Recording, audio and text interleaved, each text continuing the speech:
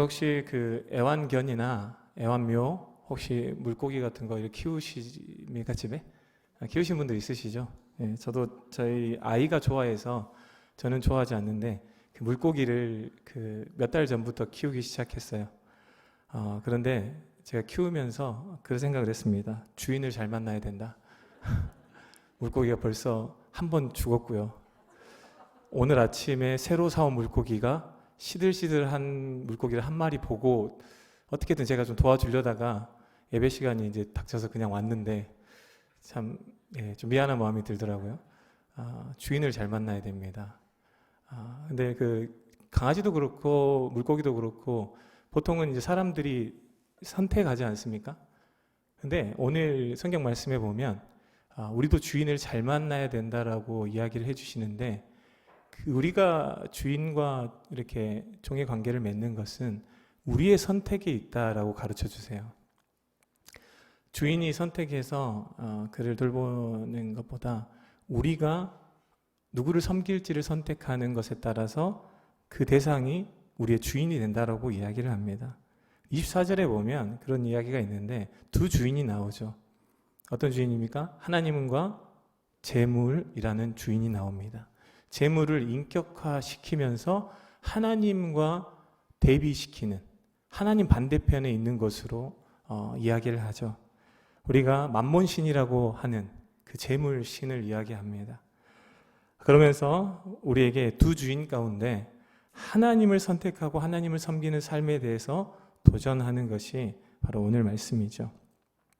물질이 주인인 사람은 그의 삶에 이득을 따라 선택과 결정을 하게 됩니다. 그러면 하나님이 주인인 사람은 어떨까요?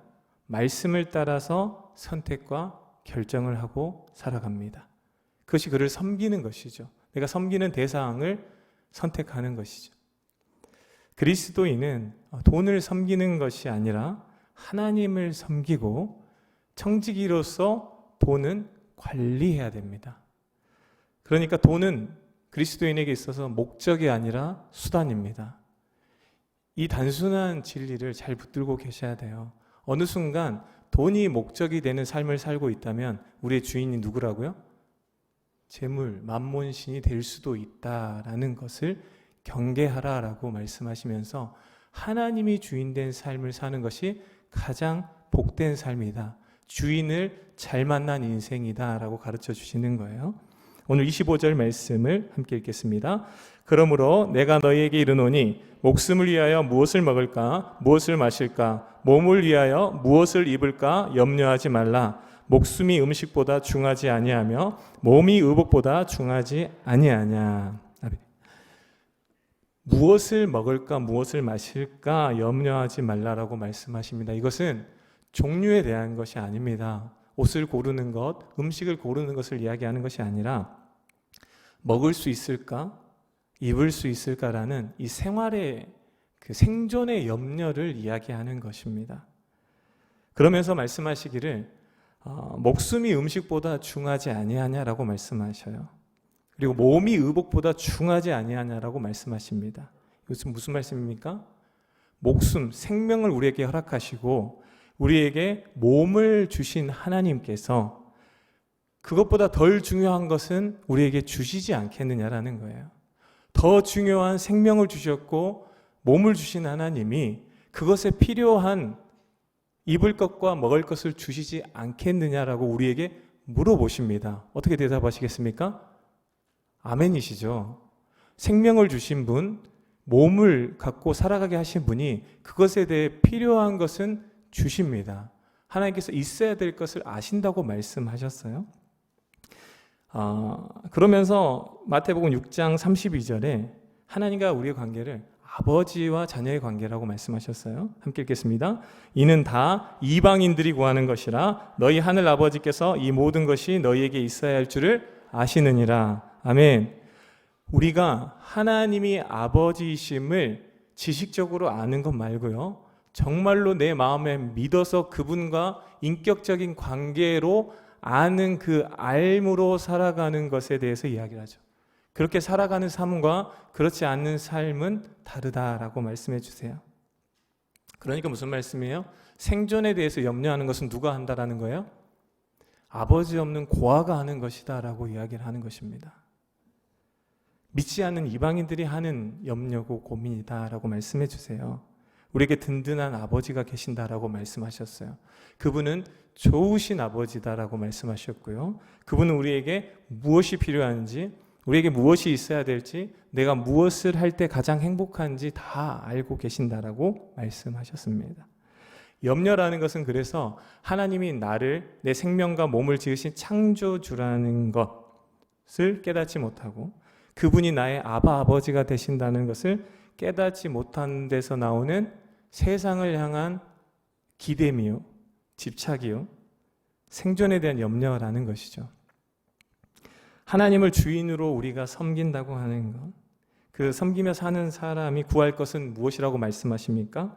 마태복음 6장 33절 말씀 함께 읽겠습니다. 그런즉 너희는 먼저 그의 나라와 그의 의를 구하라. 그리하면 이 모든 것을 너희에게 더하시리라. 아멘. 우리가 구해야 될 것과 하나님이 구할 때 더해 주시는 것을 말씀하시죠. 여러분 무엇을 구하십니까?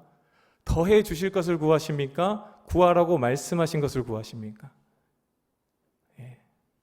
우리 기도에 대해서 생각해 봐야 될 말씀이죠. 성경에 보면 덤으로 주신다고 말씀하세요. 더하여 주신다는 것을 덤으로, 그것은 주는 것이다. 우리 마태에 가보면 덤으로 주는 것들이 있죠. 1+1, 아니면 본품을 사면 사은품을 주는, 그것을 얘기하는 거예요. 사은품을 달라고 하지 말고 진짜 구해야 될 것을 구하라고 말씀해 주시는 거죠. 그러면 사은품은 그냥 같이 줄게 라고 말씀하시는 거예요. 본품을 사지 않는데 사은품을 주지 않습니다. 얘는 따라가는 거니까요. 그렇죠? 여러분, 우리가 진정으로 추구해야 될 것은 무엇이냐면 하나님의 나라와 의죠. 하나님의 통치와 하나님의 뜻이 나를 통해 이루어지는 것을 구해야 됩니다. 말씀의 통치 아래서 살아가는 것이고요. 하나님의 뜻을 구하는 삶을 살아가는 그런 사람과 그런 인생 가정에 있어야 될 것, 필요한 것은 하나님께서 채워주십니다. 공급해 주세요. 여기서 아멘이 안 나오는 이유를 압니다. 내가 원하는 것과 하나님이 내게 필요하다고 생각하는 것이 차이가 있기 때문이에요. 여러분, 원하는 것과 필요한 것을 잘 구분하셔야 돼요. 내 욕심과 내 필요를 잘 구분하셔야 됩니다. 하나님은 우리의 욕심을 채워주는 분은 아니세요. 왜요? 욕심이 또 다른 욕심을 부르죠. 그거 주면 만족할까요? 만족하지 않아요. 그것으로 만족한 사람은 다시 한번 목마름으로 다른 걸 또 구해요. 그러니까 하나님이 구하라고 하신 것은 그분의 손길을 구하라고 말씀하시는 것인데, 우린 자꾸 그분의 손에 있는 것만 달라, 그분의 주머니에 있는 것만 달라라고 하는 우리의 모습이 있을 수 있어요. 지난 여름에 있었던 일인데요. 제가 월요일에 쉬지 않습니까?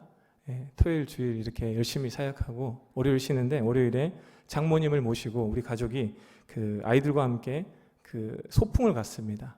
소풍 간 곳이 고흥의 한 섬이에요. 그 섬의 이름은 쑥섬입니다. 쑥섬인 이유는 쑥의 질이 좋대요. 쑥이 많다기보다 작은 섬인데 쑥의 질이 좋아서 쑥섬이라고 한대요.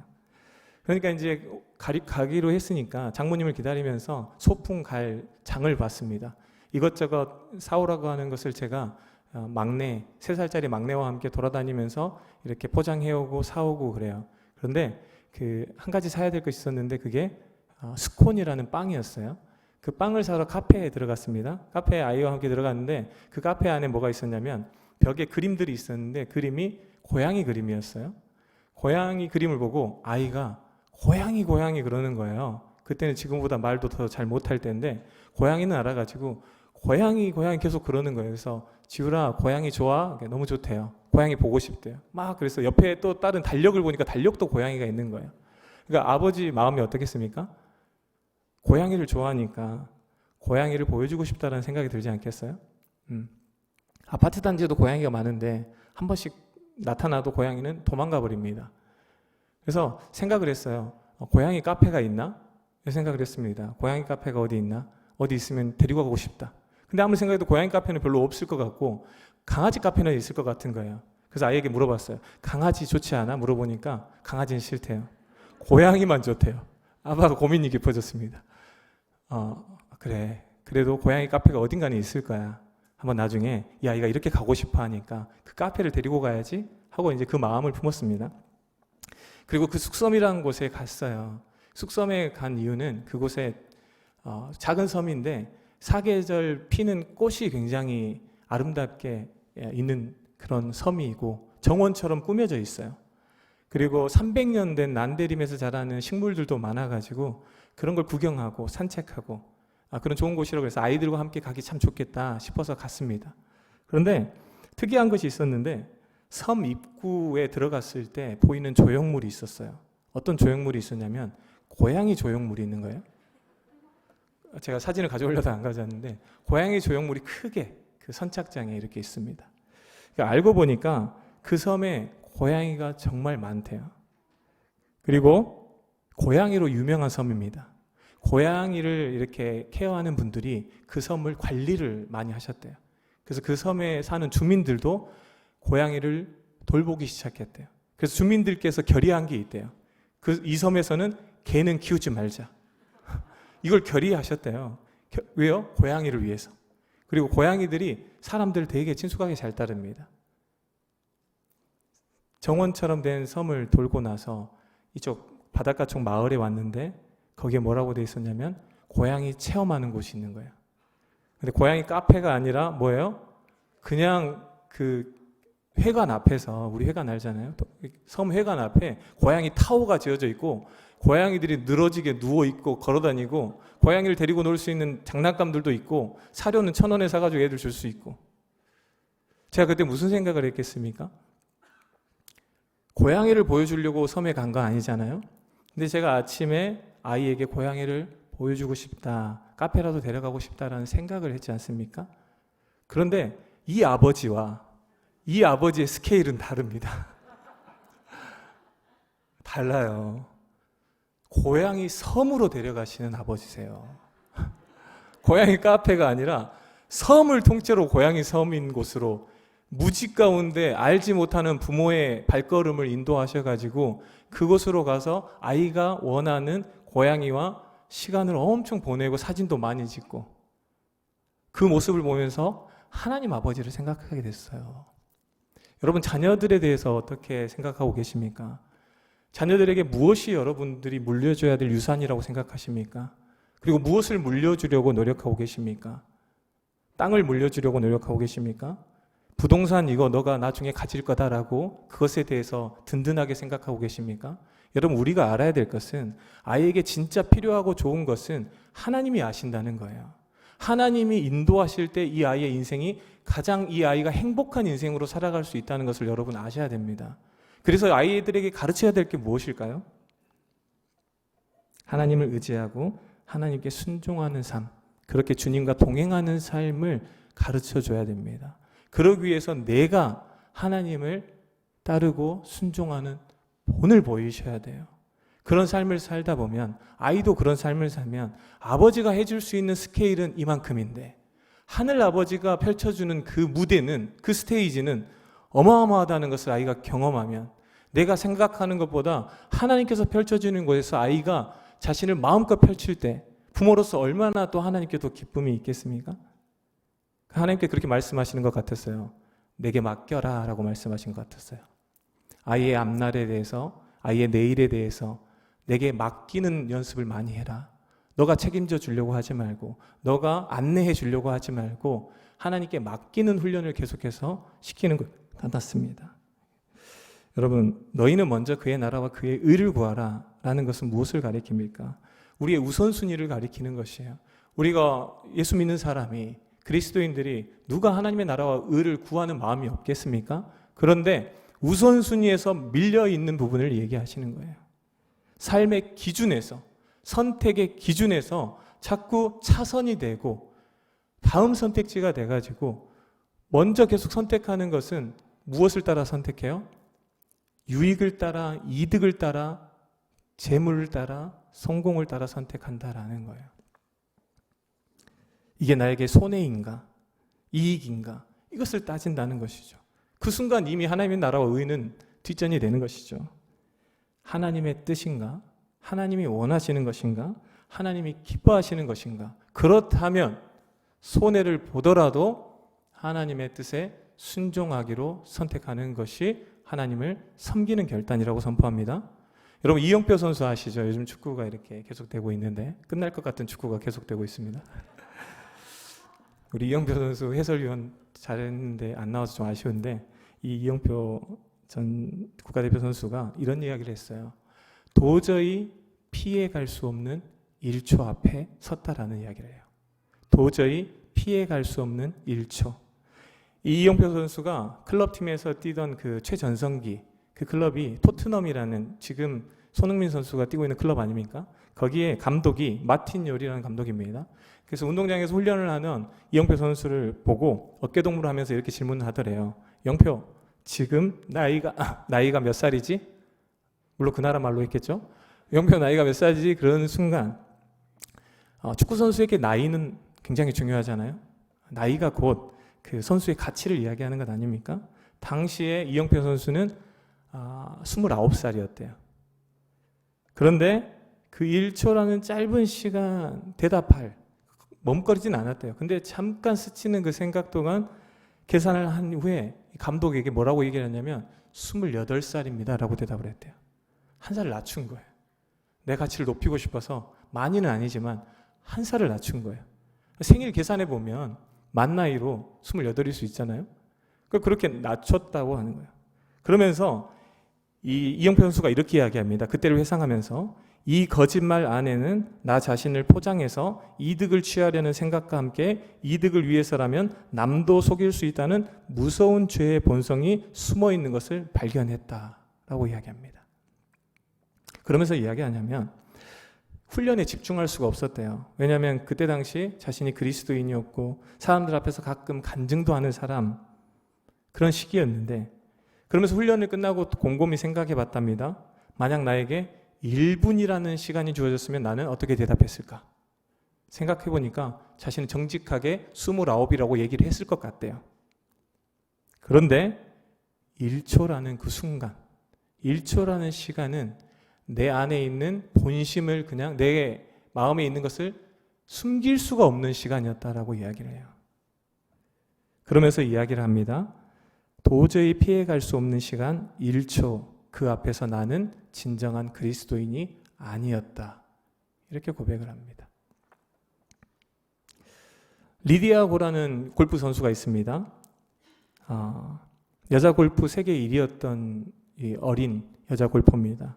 18살 때 57주 연속 세계 1위였어요.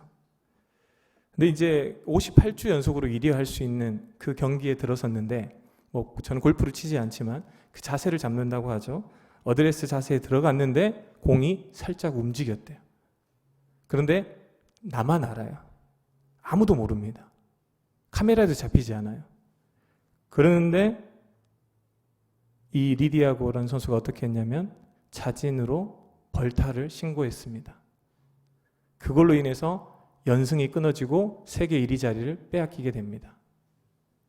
그런데도 이 리디아고라는 여자 선수는 그렇게 자신이 선택하고 결정한 것에 대해서 후회를 하지 않습니다. 여러분, 왜 이영표 선수는 1초라는 순간에 하나님의 말씀이 아닌 정직하라는 말씀이 아니라 이득을 선택하는 것을 보고 괴로워했을까요? 괴로워하는 게 중요합니다. 선택은 잘못했을지라도 그 선택에 대해서 감각이 살아있고 괴로워할 줄 안다면 방향성은 있는 사람입니다. 왜 리디아고 선수는 세계 랭킹 1위라는 것 그리고 그 대회에 우승하는 것보다 벌타를 맞아서라도 정직한 것을 선택했을까요? 이것은 바로 그들이 무엇을 섬기고 있는지를 드러내주는 모습인 것이죠. 그들의 중심에 무엇이 있는지를 알려주는 고백과 간증입니다. 여러분, 우리의 삶의 우선순위는 하나님과의 관계에 두셔야 됩니다. 야고보서 4장 8절 말씀 함께 읽겠습니다. 하나님을 가까이 하라. 그리하면 너희를 가까이 하시리라. 아멘. 가까이 하라는 거예요. 밀착된 관계를 이야기합니다. 1초도 틈이 없는 관계를 이야기하는 거예요. 하나님과 좋은 관계를 유지하는 것이 먼저입니다. 언제나 먼저예요. 하나님과 가까워지기 위해서 선을 그어야 되는 부분이 있습니다. 작정돼야 될 영역이 있습니다. 그래서 모든 일을 이득과 손해, 이것이 주는 것은 무엇이냐면 그것을 따르지 않을 때 우리에게 염려가 오는 거예요. 불안해지는 거예요. 그것이 아니라 이득과 손해, 이득과 유익이 아니라 손해를 보더라도 내가 하나님과 멀어지지 않겠다라는 결정을 하는 것이죠. 마태복음 6장 33절 말씀을 메시지 성경으로 보면 이렇습니다. 좀 길지만 함께 읽겠습니다. 너희는 하나님의 실체가 되시고 하나님이 주도하시며 하나님이 공급하시는 삶에 흠뻑 젖어 살아라. 뭔가 놓칠까 봐 걱정하지 마라. 너희 매일의 삶에서 필요한 것은 모두 채워주실 것이다. 아멘. 여기서 주목해 보세요. 우리의 삶에 하나님의 실체가 되고 하나님의 실제가 되는 거예요. 하나님이 내 인생을 주도하시는 거예요. 그리고 하나님이 공급하시는 것으로 충만합니다. 그렇게 되면 무엇을 놓칠까 봐 걱정하지 않는, 우리 삶에서 필요한 것을 채워주시는, 내 삶을 인도하시는 그 하나님으로 인해서 자유한 삶을 살 수 있지 않겠습니까? 여러분, 하나님께서는 재물을 다 버리라 라고 하시는 말씀이 아니에요. 그 위치를 이야기하는 것입니다. 절대 하나님 자리에 있어서는 안 된다는 거예요. 재물이 내 주인이 되는 순간 내 인생은 불행해지기 시작하고 얽매이기 시작하고 염려와 근심과 불안 속에 살 수밖에 없는 것을 하나님께서 아시기 때문에 그 주인을 섬기지 말고 나를 섬기라라고 말씀하시는 거예요. 그러면 재물을 다스리는 권세를 주시고요. 그 재물을 다스릴 줄 아는 사람에게 하나님은 그에게 재물을, 하나님의 거룩한 재물을 부어주세요. 세상 재물이 아니라 하나님께서 쓰시는 재물을 부어주십니다. 여러분, 물질이라고 하나님이 내놓는다고 다 쓰시는 거 아닙니다. 하나님이 쓰시는 재물이 있습니다. 하나님이 쓰시는 물질이 있는 거예요. 하나님이 사용하지 않으면 내가 하나님께 아무리 드려도, 여러분, 도둑이 도둑질 해가지고 하나님 쓰십시오라고 10에 2조 아니라 10에 9조를 내놓는다고 하나님이 그 일을 기뻐하시겠습니까? 아니죠. 죄송합니다. 여러분, 하나님이 실체가 되고 하나님이 주도하시고 하나님께서 공급하시는 그 복된 삶으로 부르시는 그 음성을 들으시길 바랍니다. 그 손을 놓고 하나님의 손을 붙잡으라는 거예요. 손에 움켜쥔 것, 이 얼마 되지 않은 것 붙잡지 말고, 그것이 우리의 생명을 지켜줄 것도 아니고 그것이 우리의 삶을, 행복을 보장해 줄 것이 아니니까 그것을 버리라는 게 아니라 그것을 붙잡고 있는 손을 내려놓고 하나님을 붙잡으라고 말씀해 주십니다. 그래서 우리의 삶의 주인이 하나님이 되셔서 모든 선택과 결정의 기준을, 우선순위를 하나님의 말씀과 그분의 뜻, 그분이 기뻐하시는 것에 둘 때, 하나님과 친밀함을 우선으로 둘 때 더하여 주시는 것을 경험하게 해주시겠다라고 말씀하십니다. 하나님이 더해 주시는 거예요. 더 나아가서 어떻게 말씀하시냐면, 그렇게 하나님의 주인이 되시면 내일 일을 앞당겨 염려하고 걱정한 우리들의 염려가 그친다고 말씀합니다. 마태복음 6장 34절 말씀 함께 읽겠습니다. 그러므로 내일 일을 위하여 염려하지 말라. 내일 일은 내일이 염려할 것이요 한날의 괴로움은 그날로 족하니라. 아멘. 여러분, 노후 대책 세우셨습니까? 세우고 계십니까? 제가 최근에 들었던 노후 대책의 가장 멋진 말이 있습니다. 나는 주님의 재림이 노후 대책이다. 와우, 멋있지 않습니까? 이렇게 우리 좀 멋있는 말씀 좀 많이 하세요. 주님이 다시 오시는 것이 나의 노후 대책이고 주님이 빨리 오시기 위해서 기도하고 전도하는 삶을 살고 있다.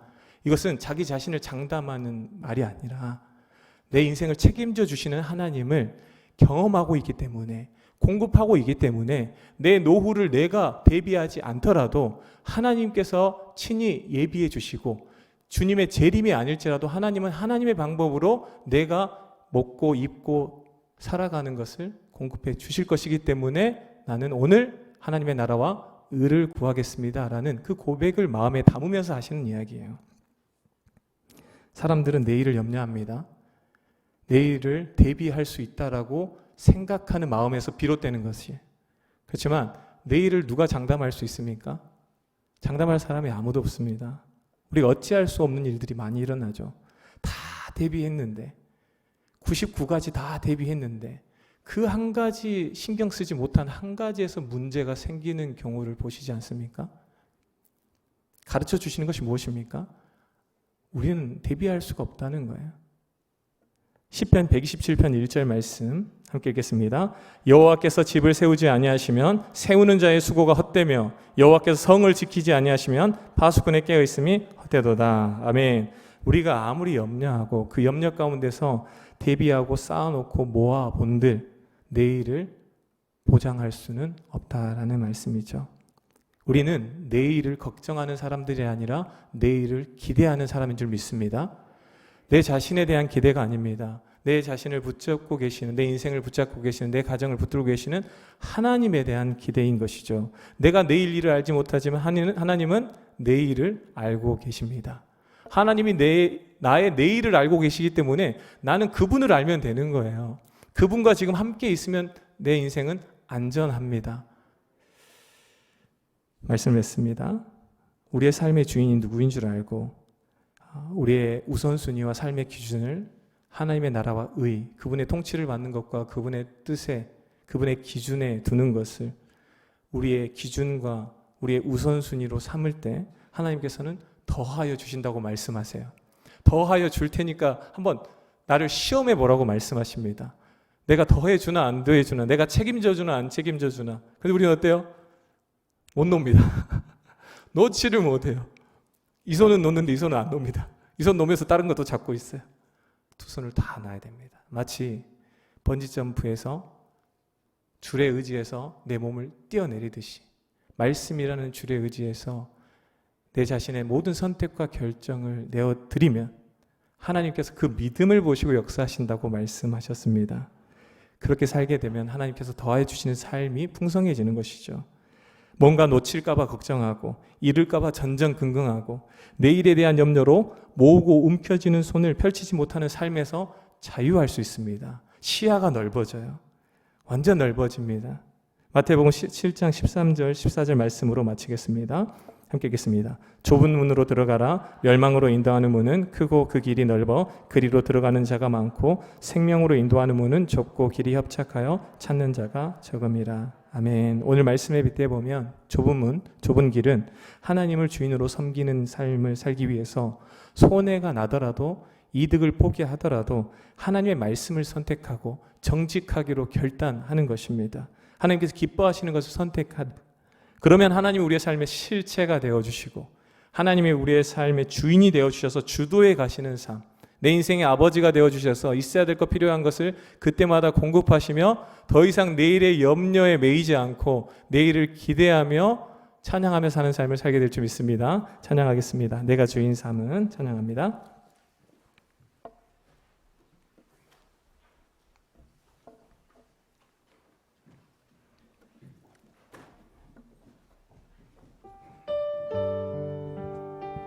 네, 자리에 일어나서 함께 찬양할게요.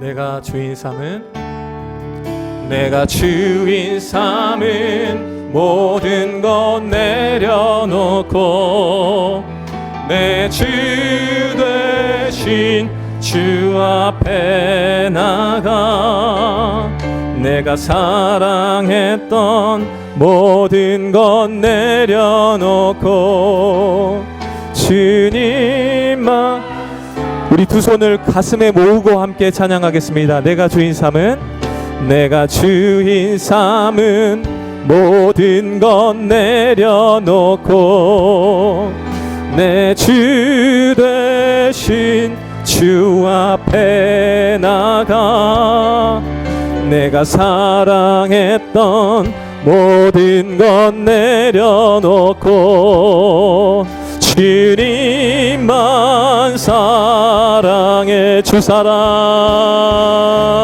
주 사랑